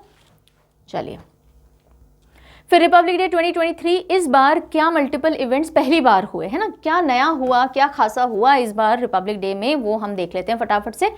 पहली चीज़ तो ये कि राजपथ को कर्तव्य पथ बदला और उसके बाद पहली बार ये रिपब्लिक डे हुआ है, ठीक है साहब। दूसरी बात, 12 विमेन राइडर्स जो कि BSF के पार्ट है, उन्होंने ये जो कैमल राइड देख रहे हो आप, कैमल कंटिजेंट जो होता है उसमें पार्टिसिपेट किया 12 विमेन राइडर्स ने, और 16 मार्च कंटिजेंट्स में आर्म्ड फोर्सेस के। तो विमेन का पार्टिसिपेशन बढ़ चढ़ के देखा गया। उसके अलावा जो ओल्ड हाविट्जर्स होती हैं, जो 25 पाउंडर गन्स होती हैं, 21 सलामियाँ नहीं आती हैं, 21 गन सैल्यूट्स, तो उनकी जगह इस बार 105 mm इंडियन गन राइफल से सलामियाँ दी गई थी।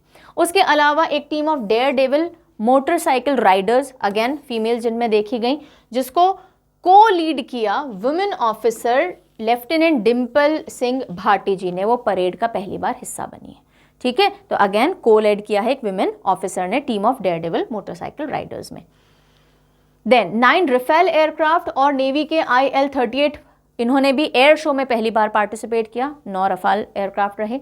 देन उसके अलावा IL-38 एयरक्राफ्ट के अलावा फॉर्मेशन जैसे कि भीम और वज्रंग, ये पहली बार शोकेस किए गए ओवर द कर्तव्य पथ, राइट। देन पहली बार ऐसा हुआ कि इजिप्ट के प्रेसिडेंट को बुलाया गया, कौन भाई? Abdel Fattah L CC, Republic day में हमारे चीफ गेस्ट बने। उसके अलावा क्या रहा? अच्छा, इजिप्ट से जब हमने प्रेसिडेंट साहब को बुलाया है तो साथ में उनका मिलिट्री कंटिजेंट भी रहा, जिन्होंने पार्टिसिपेट किया हमारी परेड में पहली बार। इजिप्ट का भी कंटिजेंट परेड में शामिल हुआ। उसके बाद अग्निवीर, जो न्यूली अपॉइंटेड अग्निवीर थे, वो भी, उन्होंने भी परेड की पहली बार। नारकोटिक्स कंट्रोल ब्यूरो की तरफ से भी टेब्लो पहली बार रखा गया। गरुड़ स्पेशल फोर्सेस जो इंडियन एयरफोर्स की होती हैं, उन्होंने भी पहली बार पार्टिसिपेट किया, और स्क्वाड्रन लीडर प्रीतम सिंह जैतावत ने इस टीम को लीड किया, ठीक है। ये सारे पहली बार होने वाले इवेंट्स थे रिपब्लिक डे पे इस बार, ओके। चलिए next, government renamed Delhi's Mughal gardens as Amrit Udyan. तो आपसे सवाल पूछा था मैंने शुरुआत में कि जो मुगल गार्डन्स उनका नाम बदल के क्या कर दिया, तो भाई मुगल गार्डन का नाम बदल के अमृत उद्यान कर दिया गया है, फाइन। अमृत काल चल रहा है तो अमृत उद्यान से रिलेट कर लीजिएगा, और सेंट्रल गवर्नमेंट ने 28 जनवरी को ये नामकरण दिया है साहब। अच्छा, अब यहीं पे देख लीजिए, जो मुगल गार्डन्स हैं ये किसने डिज़ाइन किए थे? एडविन ल्यूटिन्स ने डिज़ाइन किए थे 1917 में, और पहली सैपलिंग्स जो हैं यहाँ पे जो उगाई गई थी वो 28-29 में उगाई गई थी। ल्यूटिन्स ने 2 डिफरेंट हॉर्टिकल्चरल ट्रेडिशंस को मिक्स किया था, यानी बागवानी के 2 ट्रेडिशनल स्टाइल्स को मिक्स किया था, एक मुगल स्टाइल थी और एक इंग्लिश स्टाइल थी, और उसके बाद ये पूरा मुगल गार्डन बना था, जिसका नाम अब अमृत उद्यान कर दिया गया है। फिर हम आते हैं मॉन्यूमेंट मित्र स्कीम पे। मॉन्यूमेंट मित्र स्कीम ये किसके तहत है? ये है अडॉप्ट अ हेरिटेज प्रोजेक्ट के तहत। तो जो भी प्राइवेट कंपनीज होती हैं, बड़े बड़े प्राइवेट हाउसेस होते हैं, उनकी एक विंग होता है CSR यानी कॉर्पोरेट सोशल रिस्पॉन्सिबिलिटी। उन्होंने बहुत सारा पैसा समाज से ही कमाया है, लोगों से ही कमाया है, तो वापस समाज को कुछ देने के लिए कॉर्पोरेट की सोशल रिस्पॉन्सिबिलिटी के तहत क्या किया जा रहा है कि सरकार उनके साथ टाई अप करती है, पार्टनर करती है, अडॉप्ट अ हेरिटेज प्रोजेक्ट, कि आप एक हेरिटेज साइट को अडॉप्ट कर लीजिए, वहाँ का रख रखाव, वहाँ पे जो भी डेवलपमेंट होना है, मरम्मत का काम होना है, वो सब, सिक्योरिटी का काम है, वो सब आप टेक केयर करोगे। और उसी प्रोजेक्ट के तहत मॉन्यूमेंट मित्र स्कीम को लागू किया गया। इसका थोड़ा नया वर्जन लेकर के आया गया है। क्या है ये देख लीजिए। So partnering with private industries for maintenance of 1000 ASI monuments. So archaeological survey India से जो मॉन्यूमेंट्स हैं जुड़े हुए, ऐसे 1000 मॉन्यूमेंट्स के रखरखाव के लिए मॉन्यूमेंट मित्र स्कीम को लाया गया है as a part of CSR। Objective क्या है? डेवलप करो हेरिटेज, टूरिस्ट प्लेसेस बढ़ेंगे और कॉर्पोरेट एंटिटीज़ को इनसे जोड़ो। ओके, तो ये जो प्रोजेक्ट है ना, इसमें न सिर्फ corporate entities, public sectors, individual जो भी चाहे एक हेरिटेज को अडॉप्ट कर सकता है, उसका रखरखाव कर सकता है। और अब ये एक इंपॉर्टेंट बात भी देखिएगा कि जो मॉन्यूमेंट मित्र स्कीम है, हाल ही में इसको मिनिस्ट्री ऑफ टूरिज्म से मिनिस्ट्री ऑफ कल्चर में शिफ्ट कर दिया गया है। तो एग्जामिनर चाहे तो सवाल कर सकता है कि मॉन्यूमेंट मित्र स्कीम कौन सी मिनिस्ट्री के अंडर में आती है। ठीक है, तो मिनिस्ट्री ऑफ कल्चर के अंडर में अब ये आती है। Next is third Interpol young global police leaders programme held in New Delhi. सीधा सीधा सवाल आएगा तो आएगा कि third Interpol young global police leaders programme कहाँ पे ऑर्गेनाइज किया गया? न्यू दिल्ली के अंदर किया गया, या इसका कौन सा एडिशन था? थर्ड एडिशन था। 25 जनवरी से 2 फरवरी तक ये चला। थीम क्या थी? ये भी पूछी जा सकती है। Building trust in an age of disinformation and deep fakes. So Interpol जो इंटरनेशनल पुलिस होती है, ग्लोबल पुलिसिंग सिस्टम जो है, तो उस अगर मान लीजिए इंडिया का कोई क्रिमिनल है, यहाँ से भाग के कहीं और चला गया, तो क्या बस गया? कुछ नहीं कर सकते आप, अब उसका इंटरपोल के थ्रू आप कर सकते हो। सो लोगों में मिस इन्फॉर्मेशन और डीप फेक न्यूज़ जो होती हैं उसको हटा करके और ट्रस्ट बिल्ड करना, इंटरपोल के अंदर ये थीम रखी गई। Virtually Interpol secretary general Jurgen Stock ने इसको एड्रेस भी किया। ओके, और इंडिया में ये ऑर्गेनाइज हुआ है नई दिल्ली में। तो किसने ऑर्गेनाइज करवाया? इंडिया में CBI ने करवाया, और CBI के डायरेक्टर सुबोध कुमार जायसवाल जी हैं। ये इंटरपोल के बारे में आप कुछ देख सकते हो, जो कि इंटरनेशनल क्रिमिनल पुलिस ऑर्गेनाइजेशन है। Then India South Africa sign MOU to introduce 12 African cheetah annually over the next 8 to 10 years। तो चीते और आएंगे अभी, है ना। तो ऐसा नहीं है कि बस नामीबिया से जो चीते आए थे वहीं कहानी खत्म। नो, अब इंडिया और साउथ अफ्रीका ने, साउथ अफ्रीका जो कंट्री है अफ्रीकन कॉन्टिनेंट में, पहले नामीबिया जो कंट्री थी उससे हमारा MOU हुआ था, अब साउथ अफ्रीका से MOU हुआ है इंडिया का कि हर साल करीब 12 चीते इंट्रोड्यूस किए जाएंगे इंडिया में, और ऐसा 8 से 10 साल तक चलेगा। और जो पहला एक 12 चीते का जो पूरा बैच है वो फरवरी के अंदर इंट्रोड्यूस किया जाएगा। और ये किनको जाके ज्वाइन करेंगे? उन्हीं नामीबिया वाले 8 चीतों को ये ज्वाइन करने वाले हैं। अब यही चीता के बारे में देख लीजिए कि जो लास्ट चीता डेड पाया गया था इंडिया में 1947 में पाया गया था, और 1952 में चीता को इंडिया से एक्सटिंक्ट घोषित कर दिया गया था। अब ये रीइंट्रोडक्शन प्रोग्राम चालू किया गया था नामीबिया के चीतों के साथ। तो नेशनल न्यूज़ में अब ये लास्ट स्लाइड है जिसमें ऐसे कुछ पॉइंट्स हैं, आपको 3 दिख रहे हैं, जिनमें ज़्यादा एक्सप्लेनेशन की कुछ ज़रूरत नहीं है, सिंगल शॉर्ट न्यूज़ है। तो एक देख लीजिए कि इसरो ने शुक्रयान मिशन जो है, जिसमें हम वीनस तक पहुंचने की बात कर रहे थे, उसको शिफ्ट कर दिया गया है 2031 तक के लिए। तो अब ये 2031 के लिए पोस्टपोन है। अफ्रीकन इंडिया फाउंडेशन जो है उसने इनॉग्रेट किया India's first STEM innovation learning centre. Science, technology, engineering, mathematics, ये STEM होता है। सो इसका इनोवेशन एंड लर्निंग सेंटर कहाँ इनॉग्रेट किया है अमेरिकन इंडिया फाउंडेशन ने? चेन्नई, तमिलनाडु के अंदर। तो पढ़ने लिखने वाली चेन्नई ऐसे एसोसिएट कर लीजिए। STEM इनोवेशन लर्निंग सेंटर यहाँ आएगा। और राजस्थानी फिल्म है नानेरा, क्या नाम है इसका? Nanera, directed by Dipankar Prakash, was awarded golden Kailash award. कौन सा अवार्ड मिला? Golden Kailash award. कहाँ मिला, कब मिला? Best film Ajanta Ellora film festival के अंदर इसको मिला है। एजेंटा एलोरा फिल्म फेस्टिवल हुआ, वहाँ पे गोल्डन कैलाश अवार्ड होता है जो बेस्ट फिल्म के लिए दिया जाता है, और वो नानेरा राजस्थानी फिल्म है उसको मिला है। तो यहाँ तक बात खत्म हो जाती है हमारी सारी नेशनल न्यूज़ की। अब हम चलते हैं सेकंड कैटेगरी ऑफ न्यूज़ पे, जो कि है बैंकिंग और फाइनेंस। और जैसा कि मैंने आपको वीडियो के स्टार्टिंग में भी कहा, इस सेक्शन को और डेप्थ में अगर कवर करना है तो वीकली न्यूज़ जो होती है पायल मैम की, वो आप डेफिनेटली फॉलो कीजिए। एवरी मंडे 7 PM वो आती है, और दैट इज इट। ओके, और उसमें ना सिर्फ न्यूज़ कवर करती हैं मैम, बट जो भी कॉन्सेप्ट होते हैं वो भी काफ़ी डिटेल में डील करती हैं, और वो चैनल पे इकोनॉमिक्स भी पढ़ाती हैं, so she has a very good hand into that subject. चलिए, so India's real GDP is expected to grow 7% in 2023 as per first advanced estimates of national income released by NSO, national statistical office. जो India का national statistical office है उसने आंकड़े जारी किए हैं, जिसके हिसाब से इंडिया का जीडीपी 22-23 में 7% ग्रो करना अनुमान लगाया गया है। ठीक है, इसी के साथ में अब आप बाकी आंकड़े भी देख लो। आरबीआई और वर्ल्ड बैंक के हिसाब से जो हमारा प्रोजेक्टेड जीडीपी ग्रोथ है, आरबीआई ने प्रोजेक्ट किया है 6.8%, वर्ल्ड बैंक ने प्रोजेक्ट किया है 6.9%।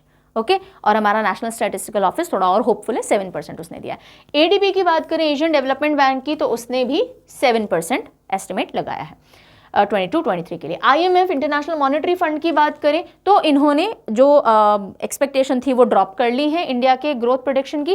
पहले इन्होंने 7.4 प्रेडिक्ट किया था, लेकिन अब ये पहुंच गए हैं 6.8 पे। ठीक है, तो हम अगर देखें तो आरबीआई और आईएमएफ का प्रोजेक्शन 6.8 का आ रहा है, वर्ल्ड बैंक का 6.9 का आ रहा है, एडीबी का 7% का आ रहा है, नेशनल स्टैटिस्टिकल ऑफिस का 7% का आ रहा है।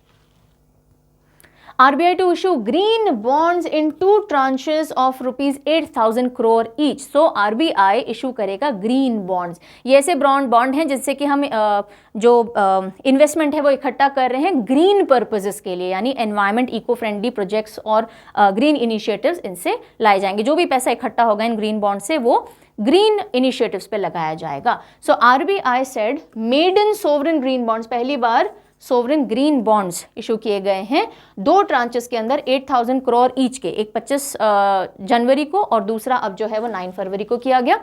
और ये जो ग्रीन सोवरेन बॉन्ड्स हैं ये इशू किए गए to promote green infrastructure, right. अब देखिएगा कि अच्छा वेट, यहाँ पे भी एक पॉइंट रह गया, दैट सेंट्रल गवर्नमेंट ने रिलीज किया फ्रेमवर्क सोवरेन ग्रीन बॉन्ड्स का 9 नवंबर 2022 को, कि हाँ भाई इस तरह की चीज की जा सकती है, और अब maiden sovereign green bonds RBI ने इशू किए हैं।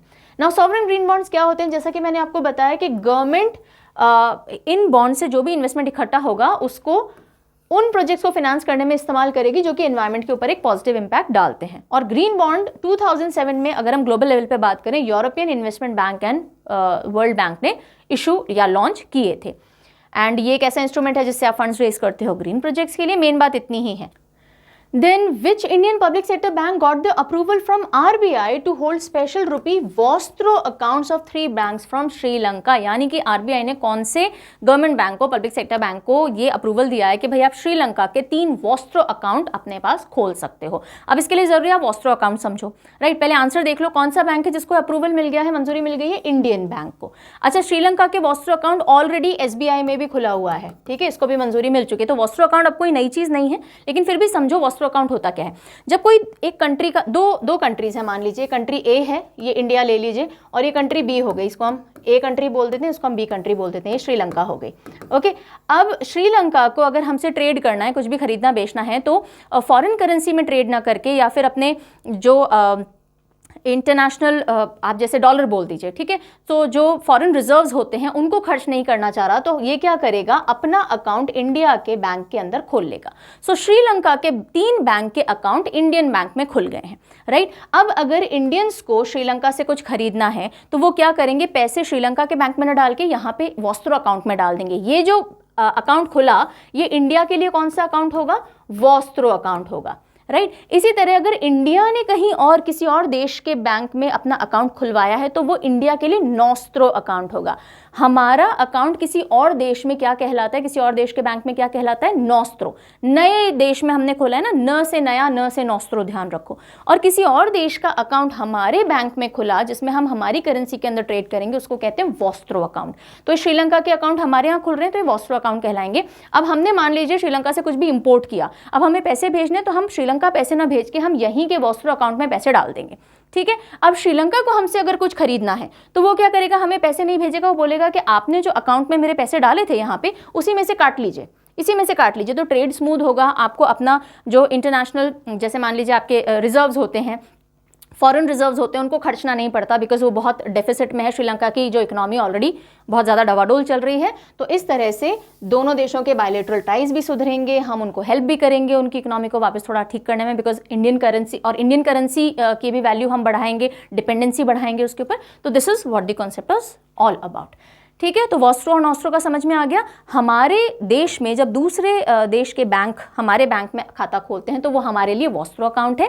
हम जब दूसरे बैंक में जाकर के खाता खुलवाते हैं हमारे देश के बैंक का, तो वो हमारे लिए नॉस्ट्रो अकाउंट हो जाता है। ओके, चलिए। सो वॉस्ट्रो अकाउंट लोकल करेंसी के अंदर डील करेगा, अलाउ करेगा श्रीलंका को कि वो इंपोर्ट कर सकता है और अपने जो डॉलर सप्लाई उसको मिल रहा है उसको और कम करने की भी जरूरत नहीं है, बिकॉज इंडियन करेंसी के अंदर ही काम हो जाएगा। Vostro account facility special trade settlement के तहत है, जो कि आरबीआई ने जुलाई 22 के अंदर इसको फाइनलाइज किया था। सिमिलरली इंडियन इंपोर्टर्स अगर वॉस्ट्रो अकाउंट जो खुला है उसमें रुपए डाल सकते हैं जैसे ही श्रीलंका से कुछ इंपोर्ट करेंगे, और अगर श्रीलंका कुछ बाय करेगा और तो वो यहाँ जो सरप्लस पड़ा है उससे अपने पैसे कटवा सकता है। ठीक है, तो ये सिंपल सी बात है जो और कुछ इसमें बोलने का नहीं, राइट। आई होप समझ में आ गया होगा। वॉस्ट्रो नॉस्ट्रो का कॉन्सेप्ट मैंने ब्रीफ में आपको समझा दिया है। इसी जैसे अभी आपने वॉस्ट्रो नॉस्ट्रो का कॉन्सेप्ट समझा, इसी तरह के बहुत सारे कॉन्सेप्ट होते हैं बैंकिंग और फाइनेंस से रिलेटेड। वो पायल मैम के सेशन आप जब देखोगे तो और क्लियर होते जाएंगे। इकोनॉमी के सेशंस देखो, वो वाले सेशंस देखो। चलिए नेक्स्ट न्यूज़ पे आते हैं। India and ADB sign loan agreements to boost infrastructure sector in India. So India और Asian development bank, ADB's Asian development bank, इन्होंने लोन अग्रीमेंट साइन किए हैं। काफ़ी सारे इंफ्रास्ट्रक्चर प्रोजेक्ट्स हैं इंडिया में जिनको बूस्ट करेगा। तो एडीबी यूजुअली डेवलपिंग कंट्रीज को लोन्स देता है काफ़ी सारे प्रोजेक्ट्स के लिए। अब जो हमारा लोन है वो कौन कौन कितने कितने अमाउंट का लोन है, कहाँ कहाँ पे इंफ्रास्ट्रक्चर डेवलपमेंट होगा, तो 350 मिलियन US डॉलर का जो यूज़ है वो महाराष्ट्र के अंदर कनेक्टिविटी इंफ्रास्ट्रक्चर बढ़ाने में काम आएगा। 300 मिलियन का जो लोन है वो असम के अंदर स्टेट हाईवेज और स्टेट कनेक्टिविटी बढ़ाने में काम आएगा। 220 मिलियन डॉलर का जो है वो त्रिपुरा के अंदर एनर्जी सेक्टर को, पावर सेक्टर को रिजिलियंट बनाने में काम आएगा। फिर चेन्नई के अंदर जो मेट्रो रेल नेटवर्क है उसको डेवलप करने के लिए 350 मिलियन का लोन का अग्रीमेंट हुआ है। तो इस तरह से इंडिया और एडीबी के बीच में काफ़ी सारे प्रोजेक्ट्स के लिए अग्रीमेंट साइन हुआ है। Government approves incentive scheme for promotion of RuPay debit cards. अब देखो, digital India, digital banking, digitalisation को बढ़ावा देने के लिए कि कैश ट्रांजैक्शंस जो हैं, रोकड़ जो बोलते हैं ना, कैश ट्रांजैक्शन है वो कम से कम हो, डिजिटल ट्रांजैक्शन की तरफ मूव करें, जो ऑलरेडी बूम पे आ चुका है, उसके लिए गवर्नमेंट ने अप्रूव किया है इंसेंटिव स्कीम। तो जो बैंक्स हैं जो यूपीआई ट्रांजैक्शंस, भीम ट्रांजैक्शन से जोड़ेंगे, रिटेलर्स से खुद को जोड़ेंगे, इस तरह के ट्रांजैक्शन से खुद को जोड़ेंगे, उनको इंसेंटिव्स प्रोवाइड करेगी सरकार। तो इससे उनका भी बेनिफिट है और फिर वो जो सेल होता है इस तरह की सर्विसेज का, उसको और बढ़ावा मिलेगा। तो union cabinet has given approval to incentive scheme RuPay debit card and low value भीम यूपीआई ट्रांजैक्शंस के लिए। तो रुपे डेबिट कार्ड और भीम यूपीआई ट्रांजैक्शंस को जो भी बैंक बढ़ावा देंगे और ज़्यादा ट्रांजैक्शन उनके थ्रू करेंगे, वो कस्टमर मर्चेंट के बीच में हो या बैंक के साथ में हो, तो उसके लिए इंसेंटिव मिलेगा। और इसके लिए 2600 करोड़ रुपीज़ का आउटले सरकार ने रखा है। इससे क्या होगा, डिजिटल पेमेंट सिस्टम रोबस्ट होगा। ठीक है जी, चलिए नेक्स्ट। अच्छा, यहाँ पे कुछ रह गया, पीछे आओ।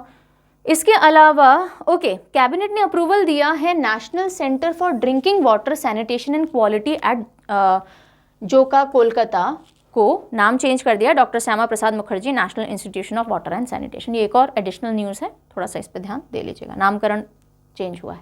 अभी जो RuPay debit card and low value Bhim transactions हैं उसके बारे में और डिटेल है। 2600 करोड़ का आउटले रखा गया है और उसके साथ में जो भी अक्वायरिंग बैंक्स हैं जो कि उनको फिनेंशियल इंसेंटिव दिया जाएगा अगर वो प्रमोट करेंगे point of sale and e commerce transactions. अगर आप ई कॉमर्स ट्रांजैक्शंस कर रहे हो, पॉइंट ऑफ सेल बढ़ा रहे हो, डिजिटल उसमें आ रहे हो, तो आपको इंसेंटिव दिए जाएंगे। India to become 26 trillion economy by 2047 as per EY report. Ernst and Young की जो रिपोर्ट है उसके हिसाब से 2047 तक इंडिया क्या बन जाएगा, 26 ट्रिलियन डॉलर की इकोनॉमी बन जाएगा। और इन्होंने एस्टिमेट लगाया कि भाई आप 6% GDP ग्रोथ रेट से भी अगर आप चलोगे तो भी आप इसको बहुत ईजिली अचीव कर पाओगे। और इस रिपोर्ट ने ये भी बोला है कि तब तक जो हमारा पर कैपिटा इनकम होगा वो $15,000 को क्रॉस कर जाएगा, जो कि टॉप डेवलप्ड इकोनॉमीज के बराबर हो चुका होगा। और इसमें काफ़ी सारे फैक्टर्स हैं जो इसको अचीव करने में हेल्प करेंगे, जिनमें से इंपॉर्टेंट है जो हमारा इकोनॉमिक रिफॉर्म्स आ रहे हैं क्रिटिकल एरियाज के अंदर, जैसे कि social inclusion, financial inclusion, physical digital infrastructure, ये सब इसको अचीव करने में हेल्प करने वाले हैं। और इसी के साथ साथ एक और चीज़ देख लीजिए कि इंटरनेशनल मॉनेटरी फंड के फिगर्स के हिसाब से जो हमारा जीडीपी था, इंडियन जीडीपी, एक डेकेड पहले यानी एक दशक पहले, तब हम 11th लार्जेस्ट इकोनॉमी थे ग्लोबली, और अब हम 5th लार्जेस्ट इकोनॉमी बन चुके हैं। हमने यूके को भी पीछे छोड़ दिया in terms of size. So already हम on the economic level as an economy हम बहुत आगे बढ़ रहे हैं। And as per this report 26 trillion की इकोनॉमी 2047 तक हम बन जाएंगे। अच्छा, अब इसमें जो जो भी गवर्नमेंट एफर्ट्स का रोल प्ले रहेगा वो सब देख लीजिए। E governance, digital infrastructure, basically हमारा जो डिजिटलाइजेशन हो रहा है वो बहुत स्ट्रॉन्ग पेस पे हो रहा है। हमारा जो नेशन है वो डेमोग्राफिकली बहुत यूथ से भरा हुआ है। तो यहाँ पे यंग जनरेशन बहुत ज़्यादा है, डिजिटल ट्रांसफॉर्मेशंस आ रहे हैं, अपॉर्चुनिटीज़ बहुत आ रही हैं, यहाँ पे जो स्टार्टअप कल्चर है वो बहुत आ रहा है, इन्वेस्टमेंट्स बहुत आ रही हैं। इन सब के चलते हमारी जो इकोनॉमी है वो बूस्ट करना एस्टिमेटेड है। डिजिटल पेमेंट इकोसिस्टम है, हमारा टेलीकॉम सब्सक्राइबर बेस बहुत अच्छा है, इंटरनेट यूजर्स मिलियंस के अंदर यहाँ पे हैं। इन सबको देखते हुए गवर्नमेंट एफर्ट्स ये हैं। फोकस एरिया हमारे क्या रहने वाले हैं? मैक्रो इकोनॉमिक स्टेबिलिटी हो, एनर्जी इंडिपेंडेंस आ जाए, ease of doing business, power sector reforms, ये सब फोकस एरिया हैं जिनके ऊपर काम चल रहा है। एंड देन EY रिपोर्ट जो है वो 2011 में लॉन्च की गई थी। Then UN predicts India's growth rate to moderate to 5.8% in 2023 in its World Economic Situation and Prospects 2023 report. भाई सब अपने एस्टिमेट्स दे रहे हैं, प्रोजेक्शंस दे रहे हैं, तो UN के पीछे रहे। तो UN की रिपोर्ट के हिसाब से इंडिया का जो ग्रोथ प्रोजेक्शन है वो 5.8% का रहने वाला है। पहले इन्होंने 6% कहा था, अब 20 बेसिस पॉइंट्स गिरा दिया है। ओके, और क्यों? क्योंकि हायर इंटरेस्ट रेट और रिसेशन रिस्क दिख रहे हैं डेवलप्ड वर्ल्ड में, और उसी का इम्पैक्ट इंडिया के ऊपर भी देखने को मिलेगा। और अगर ग्लोबल ट्रेड की बात करें तो यूएन का एस्टिमेट है कि भाई 0.4% की गिरावट कॉन्ट्रैक्ट देखा जाएगा ग्लोबल ट्रेड में, और वर्ल्ड इकोनॉमी का जो ग्रोथ है वो 1.9% 2023 के अंदर दिखाया जाएगा। लेकिन यहीं पे अगर हम 23-24 फोरकास्ट की बात करेंगे तो इसने अभी भी 6% का फोरकास्ट मेंटेन किया हुआ है इंडिया के लिए।